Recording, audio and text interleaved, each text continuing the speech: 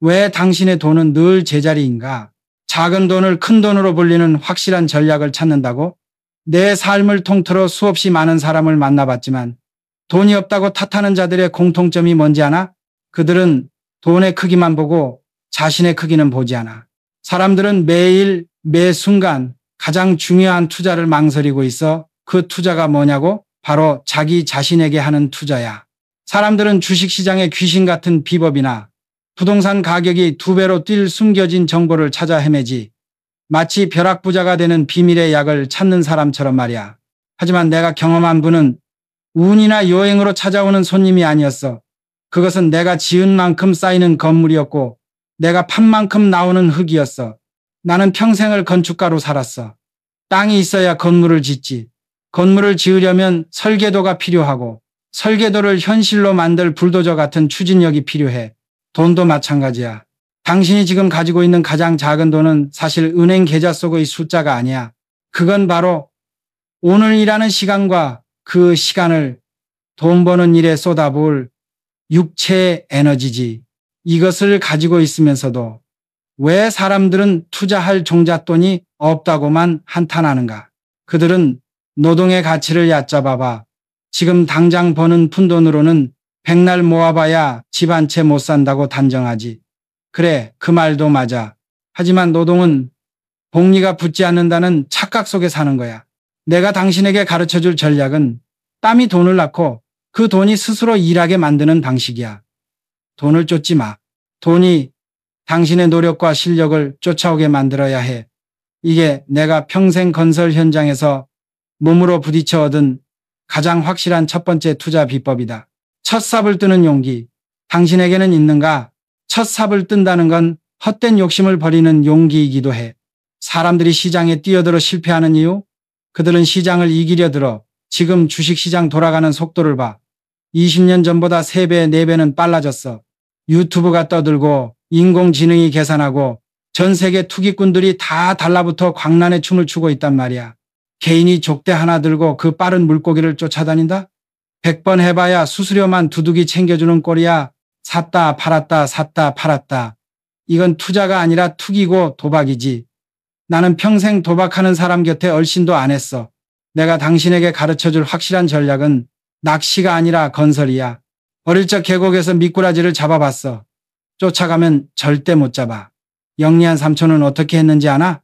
통발에 떡밥을 넣고 물길 좋은 곳에 박아놨어. 그리고 3시간 동안 돌아보지도 않았지. 나는 1분에 한 번씩 들여다봤지만 내 통발엔 물고기 한 마리도 없었어.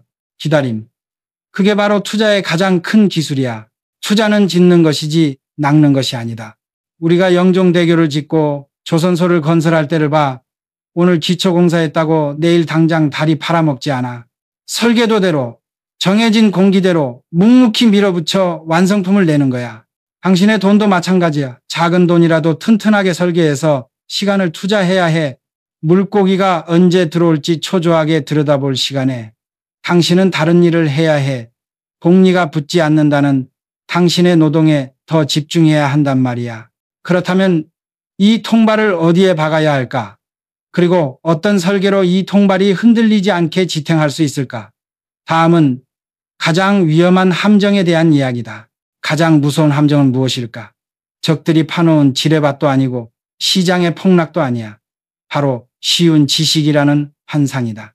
사람들은 비밀 정보를 얻으면 부자가 될 거라고 착각해. 유튜브에서 전문가랍시고 떠드는 자들 조회수 3천만 회를 넘겼다고 환호하는가? 3천만 명이 아는 정보는 이미 시세에 반영돼서 썩어 문드러진 지 오래야. 그들이 몰려가는 곳은 잔칫집이 아니라 호구들의 장례 행렬일 뿐이야. 남의 설계도를 들고 내 돈을 맡기는 것은 눈 가리고 건설하는 것과 같아. 묻지 마. 투자는 곧 묻어가는 투자야. 나는 평생을 현장의 신념으로 살았어. 땅의 지지를 파고 바람의 방향을 측정하고 콘크리트의 배합을 직접 점검해야 잠을 잘 수 있었지. 투자의 설계도도 똑같아. 당신이 해야 할 일은 튼튼한 분산이라는 기초 공사를 하는 거야. 콘크리트를 한 곳에만 부으면 약한 곳부터 무너져. 나만의 팀, 즉 포트폴리오를 만들어야 해. 요즘 세상에는 ETF라는 좋은 도구가 있어. 마치 내가 현대건설, 현대중공업, 현대자동차라는 다양한 분야의 팀을 만들었듯이 당신도 서로 다른 성격을 가진 자산들을 모아야 해. 공격수 같은 주식형 ETF도 있어야 하고 위기 때 버팀목이 될 수비수 같은 채권이나 금도 담아야지. 10개를 골랐다면 왜 10개를 골랐는지 이유를 알아야 해. 뉴스 하나에 얘들이 어떻게 움직이는지 매일매일 기록해야 해. 당신의 지적담이 들어가지 않은 돈은 맹물과 같아서 금방 증발해버려. 돈이 적다고 투자를 미루지 마. 가장 위험한 투자는 아무것도 하지 않는 것이다. 다음 단계는 이 설계도를 가지고 작은 실전에 뛰어드는 이야기다. 설계도를 그렸다고 다 끝난 게 아니야. 가장 많은 사람이 무너지는 지점은 바로 이 실전이다. 가진 돈이 적으니 뭘 해도 크게 벌기 어렵다고? 맞다. 하지만 가진 돈이 적으니 잃어도 크게 잃을 리 없다는 단순한 사실은 왜 외면하는가? 작은 돈으로 시작하라. ETF 하나에 5만 원, 10만 원을 넣어봐. 30%가 폭락해도 몇만 원 날아간 거다. 그런데 말이야, 이 몇만 원이 바로 당신이 미래의 수억 원을 잃지 않도록 막아줄 값진 수업료가 된다. 사람들은 당장 3천 원 빠지는 건 무서워하면서 나중에 오르는 걸 보고 그때 1억을 넣었어야 했는데 하고 후회하지. 그리고 덜컥 큰 돈을 넣고 진짜로 망하는 길을 택한다. 이게 바로 인간의 어리석은 탐욕이다. 나는 실패를 두려워하지 않았어. 하지만 똑같은 실패는 용납하지 않았지. 쌀가게를 하다 망하고 자동차 수리 공장을 시작했을 때 나는 작은 실수라도 공사 일지에 다 기록했어. 당신의 투자도 마찬가지야. 주간 일지를 써. 이 자산이 왜 올랐는지, 왜 떨어졌는지 당신의 언어로 적어봐. 그 주장이 맞고 틀리고는 중요치 않아. 중요한 것은 나는 이렇게 생각하고 행동했다는 기록을 남기는 거야. 돈의 움직임을 감정이 아닌 데이터로 바꾸는 훈련이다. 투자는 1, 2년 동안 연습하는 기간이 반드시 필요해. 이 기간의 작은 실패는 나중에 큰 자본을 운영할 때 치명적인 실수를 막아주는 방패 역할을 할 것이다. 당신의 자본이 커질수록 이 몇만 원짜리 수업료가 얼마나 고마웠는지 깨닫게 될 것이다. 자, 이제 당신의 돈이 단순한 종잣돈이 아니라 스스로 복제하는 노동자가 되게 할 차례다. 자, 이제 당신의 돈을 단순한 씨앗이 아니라 스스로 복제하는 노동자로 만들어야 해. 대부분의 사람들은 열심히 일하지만 그들이 버는 돈은 주말이면 잠을 자. 당신이 쉬는 토요일, 일요일에도 쉬지 않고 돌아가는 세상의 돈을 보지 못하는 거지. 나는 평생 새벽 4시에 일어났지만 당신에게는 잠자는 시간에도 일하는 돈이 필요하다. 이게 부자와 가난한 자를 가르는 가장 큰 차이다. 나는 이 원리를 복리라고 부른다. 복리는 단순한 이자가 아니야.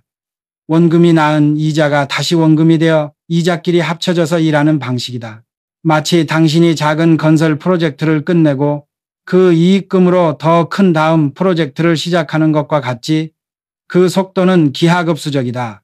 이 간단한 복리의 힘을 이해하기 위해 나는 당신에게 72의 법칙을 알려주겠다. 이건 돈의 공기 계산법이다. 숫자 72를 당신의 연평균 수익률로 나눠봐. 그 숫자가 바로 당신의 원금이 2배가 되는데 걸리는 시간이다. 만약 12%의 수익을 꾸준히 낼 수 있다면 당신의 자산은 단 6년 만에 2배가 된다. 어떤 회사가 6년 만에 직원급여를 2배로 만들어주나? 없어. 당신의 노동력은 한계가 있지만 당신의 자본은 이 복리의 원리로 은퇴 없이 주말 없이 일한다. 투자의 시계를 길게 가져가야 하는 이유가 바로 여기에 있다. 시간은 돈과 똑같이 다뤄야 할 귀한 건축 자재다. 이 복리의 힘이 당신의 작은 돈을 진짜 큰 돈으로 불리는 가장 확실한 전략이다. 하지만 아무리 튼튼한 건물이라도 밖에서 불어오는 역풍을 막을 방패가 필요해. 자네의 작은 돈이 복리라는 노동자를 통해 불어나기 시작했다고 치자. 이제 가장 강력한 역풍에 대비해야 해. 그 역풍은 세상의 불안정과 화폐 가치의 폭락이다. 나는 평생을 예측 불가능한 국제정세 속에서 사업을 해왔어. 약속한 대로 물건을 만들어 배를 띄워도 전쟁 한 번 나면 모든 것이 휴지 조각이 될 수 있지. 그럴 때 당신의 포트폴리오에 생명보험 같은 역할을 하는 자산이 필요하다. 그게 바로 금이다. 사람들은 금으로 큰 돈을 벌려 하지만 그건 바보 같은 생각이야. 금은 돈을 버는 자산이 아니라 돈을 지키는 방패다. 왜 금을 담아야 하느냐? 두 가지 이유가 있다. 첫째, 지정학적 리스크. 세계 경찰이 사라지는 시대다. 언제 어디서 분쟁이 터져도 이상하지 않아. 다른 자산들이 공포에 질려 주저앉을 때 이 황금빛 돌덩이가 홀로 튀어올라 당신의 포트폴리오를 지탱해 줄 거다. 일종의 방화벽인 셈이지. 둘째, 종이 화폐의 배신. 금융 위기가 닥치면 정부는 어떻게 하는가? 돈을 마구 찍어내서 빚을 덮어버리지. 내가 20년 전에 금고에 넣어둔 금괴는 그대로지만 그 가치는 10배 이상 뛰었어. 금이 오른 게 아니라 종이 화폐의 가치가 박살났기 때문이야. 당신이 열심히 모은 돈이 정부의 무책임한 화폐 발행으로 녹아내리지 않도록 반드시 이 견고한 자산을 일부 담아두어야 해. 금을 담는 건 세상의 혼돈을 인정하고 본질적인 가치에 투자하는 나의 방식이다. 하지만 아무리 받기 불안해도 가장 중요한 기초는 흔들려서는 안 되지. 그건 바로 당신의 삶이 시작되는 자리다. 자네가 아무리 외부의 혼돈에 대비해 금을 담고 복리라는 노동자를 부린다고 해도 발밑의 기초가 흔들리면 모든 게 허사야. 가장 중요한 투자는 내 집 마련이다. 이건 돈을 불리는 투자가 이전에 당신과 가족의 삶에 대한 가장 기본적인 책임이다. 당신이 살 집이 없으면 집값이 오른다는 공포 때문에 마음이 늘 불안해. 불안한 마음은 최악의 투자가를 만들어. 결국 이 공포가 당신을 코너로 몰아 비싼 값에 집을 사게 만들지. 나는 건물을 지을 때 기초를 가장 중요하게 생각했어. 튼튼한 닻이 있어야 폭풍 후에도 배가 흔들리지 않듯이 당신의 가정을 지켜줄 안식처가 있어야 투자에서도 배짱이 생기는 거야. 그런데 여기서 절대 피해야 할 독약이 있다. 바로 영끌이라는 미친 짓이다. 사람들은 집값이 계속 오를 거라고 믿고 감당 못할 빚을 끌어다 써. 이건 투자가 아니라 투기고 가족의 미래를 건 도박이야.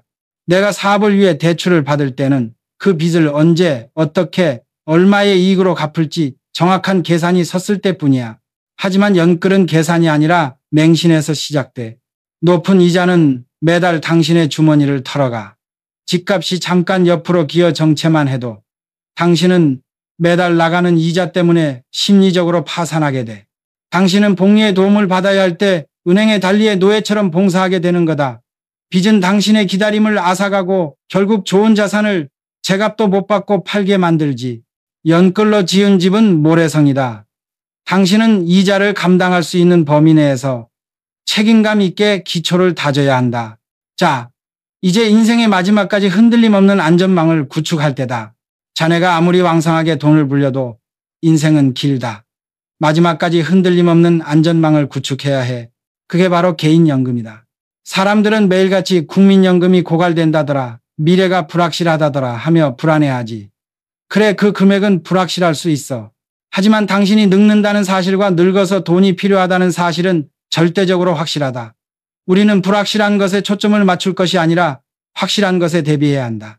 개인연금이야말로 가장 긴 공사기간을 가진 프로젝트다. 30년, 40년이라는 긴 시간을 복리의 마법에 온전히 맡길 수 있는 가장 강력한 도구이지. 이 프로젝트에는 정부가 주는 보너스도 있어. IRP나 연금펀드 같은 세제 혜택이 있는 상품을 활용해야 한다. 현명한 사업가라면 정부가 밀어주는 혜택을 마다할 이유가 없어. 이 혜택이 복리 효과를 더욱 키워준다. 연금 투자는 뚝심이 필요하다. 당장의 시장 움직임에 일일비할 필요가 없어. 당신의 시계는 30년 후를 보고 있기 때문이지. 5년 뒤에 주가가 떨어지든 말든 무슨 상관인가. 오히려 그때는 싸게 더 사들일 기회일 뿐이다. 은퇴 없는 노동자인 연금 자산을 단순한 저축형 상품에 묶어두지 마.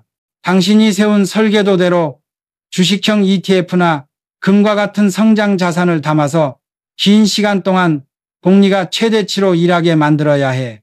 길게 보는 사람이 결국 이긴다. 이것이 내가 평생을 지키려 했던 장기 비전의 원칙이다. 자, 모든 준비를 마쳤다고 생각하는가? 아니다. 이제 가장 큰 적을 정면으로 마주해야 한다. 자, 이제 가장 큰 적이다. 바로 위기다. 위기가 또 올 것 같으냐고? 단언컨대 온다. 언제 올지는 모르지만 반드시 온다. 왜냐하면 위기는 경제 현상이 아니라 탐욕과 공포라는 인간의 심리가 만든 반복되는 역사이기 때문이야. 인간이 바뀌지 않는 한 이 사이클은 멈추지 않아. 내가 경험했던 모든 큰 위기들의 공통점은 뭔지 아나? 사람들이 가장 안전하다고 믿었던 곳에서 터진다는 것이다. IMF 외환위기 때를 봐. 우리나라 수출은 계속 잘 될 거다. 엔화는 계속 강할 거다. 모두가 맹신하고 방심했지. 그 믿음 위에 빚을 잔뜩 쌓아 올렸어. 그런데 엔화가 약세로 돌자 수출이 무너지고 한순간에 빚더미에 깔려버렸지. 어제의 승리 공식이 오늘의 패배 공식이 된 거다. 위기는 당신이 가장 대비하지 않은 곳을 공격한다. 위기가 닥치면 모든 사람이 하나의 좁은 문으로 도망치려 몰려든다. 그러면 그 문은 막히고 공포는 더욱 커진다. 이때 평소에 모두가 외면하고 소외시켰던 공간이 진정한 기회가 된다. 나의 생존 전략은 간단하다. 남들이 잔뜩 몰려드는 시장이 아니라 사람들이 쳐다보지 않는 곳에 미리 어항을 던져놓는 것이다. 남들이 한국 주식시장에 관심 없을 때 나는 공간을 확보했지. 혹은 유럽의 변방국가가 느닷없이 전쟁 비용을 늘려야 할 때 그곳에 숨겨놓은 자산이 예상치 못한 수익을 안겨줄 수도 있어. 돈이 없는 곳에 돈을 심어야 한다. 이것이 역발상이고 개척자의 정신이다. 하지만 이 전략은 감정만으로는 절대 실행할 수 없어. 모든 자산이 파랗게 질릴 때 당신의 몸은 공포로 비명을 지를 테니까 자네가 정주영의 전략을 따르기로 했다면 이제 가장 고통스러운 순간을 맞이할 준비를 해야 한다. 위기가 닥쳐 당신의 자산이 파랗게 질릴 때, 공포가 목을 조여올 때 당신은 오직 불굴의 의지로 버텨야 한다. 30% 폭락에 모두가 손절매를 외칠 때 당신의 마음은 재산을 잃을까 두려워 발작할 거다. 하지만 그 순간 당신이 팔지 않고 버텨내는 끈기가 바로 돈으로 살 수 없는 최고의 투자 자산이 된다. 나는 공사기간이 2배로 늘어나고 자재 가격이 치솟아도 현장을 떠난 적이 없어. 진정한 건축가는 절대 반쯤 지은 건물을 때려 부수지 않는다. 어떻게든 자금을 마련해 반드시 끝을 보는 것, 그것이 내 삶의 원칙이었다. 당신의 투자도 마찬가지다. 위기 속에서 버티는 힘은 어디서 나오는가? 책임감이다. 당신이 내 집 마련을 하고 자녀의 미래를 위한 연금을 준비한 이유를 떠올려라. 당신의 투자는 단순히 나를 위한 것이 아니라 당신을 믿고 사는 가족의 울타리를 지키는 일이다. 돈을 불리는 궁극적인 동력은 바로 이 짊어져야 할 책임감에서 나온다. 이 책임감이 당신의 감정이 아니라 원칙을 따르게 만든다. 공포에 질려 시장을 떠나는 순간 당신은 복리가 가져다줄 미래의 모든 보상을 스스로 걷어차는 꼴이다. 감정에 끌려다니면 평생 남의 뒤만 쫓는다. 공포가 절정에 달했을 때 당신의 공사 일지를 펴고 설계도를 다시 확인하라. 그리고 이 공포가 끝나는 날 당신의 어항에 가득 들어와 있을 기회의 물고기들을 상상하라. 그렇다면 우리가 평생토록 쫓고 있는 이 돈의 본질은 과연 무엇일까? 우리가 평생을 걸고 추적했던 이 돈의 본질은 과연 무엇일까? 숫자가 아니다. 종이 조각도 아니다. 돈은 신뢰의 상징이다. 내가 쌀가게를 할 때 내가 고객에게 판 쌀 한 줌이 곧 정주영은 믿을만 하다는 약속이었다. 당신이 복리를 통해 돈을 불린다는 건 당신이 시장에 내보낸 노력과 땀의 가치가 미래에도 반드시 통용될 거라는 신뢰를 받는다는 뜻이다. 당신의 신용이 바로 가장 큰 자본이다. 돈은 그 자체로 목적이 될 수 없어. 돈은 연장이다. 작은 돈을 큰 돈으로 불리는 궁극적인 목표는 자유를 사는 것이다. 이 자유는 늦잠을 잘 권리나 명품을 살 권리가 아니다. 인생에서 당신이 원하는 규모의 프로젝트를 선택할 자유다. 작은 망치로 못을 박을 것인지 아니면 거대한 크레인을 동원해 조선소를 지을 것인지 그 규모를 결정할 수 있는 선택권이다. 내가 평생을 헌신했던 이유도 여기에 있어. 돈을 쌓아두기 위해서가 아니라 돈을 사용해서 더 큰 가치를 창조할 자유를 얻기 위해서였지. 당신의 작은 돈이 복리라는 노동자를 통해 거대해지면 당신은 단순히 소비하는 사람이 아니라 세상에 영향을 미치는 창조자가 될 수 있다. 돈은 쓰라고 있는 것이다. 가치를 만드는 곳에 써라. 단순히 통장 잔고만 쳐다보는 사람은 부자가 될 수 없어. 돈을 흐르게 만들어야 한다. 당신의 책임감을 동력 삼아 그 돈이 신뢰와 가치를 낳게 해야만 다시 당신에게 흘러 돌아올 것이다. 자, 이제 이 모든 철학을 하나의 행동 양식으로 묶어야 한다. 자네는 이제 돈의 본질을 알았다. 하지만 그 지식을 하나의 행동 양식으로 묶고 실천하지 못하면 그건 쓰레기다. 내가 평생을 지켰던 최후의 규율은 바로 단순함이었다. 투자는 복잡할수록 실패할 확률이 높아진다. 위기가 닥치면 복잡한 계획은 기억나지 않고 오직 공포만이 남기 때문이지. 당신의 전략은 3살짜리 아이도 이해할 수 있을 만큼 단순해야 한다. 분산 투자하고 장기로 보유하고 복리에 맡겨라. 이것이 전부다. 이 단순함을 유지하기 위해 일상의 작은 규율이 필요하다. 선저축, 후지출. 월급을 받으면 무조건 당신의 은퇴 없는 노동자에게 보낼 돈을 먼저 떼어 놓아야 한다. 나머지 돈으로만 살아라. 이게 바로 낭비를 없애는 공사다. 부자와 가난한 자의 차이는 버는 돈의 크기가 아니라 2%, 3%의 종잣돈을 습관적으로 투자하는 규율의 차이다. 나는 수백억짜리 공사를 할 때도 10,000원짜리 볼트 하나 낭비하는 것을 허용하지 않았어. 당신의 작은 돈도 그만큼 귀하게 여겨야 해.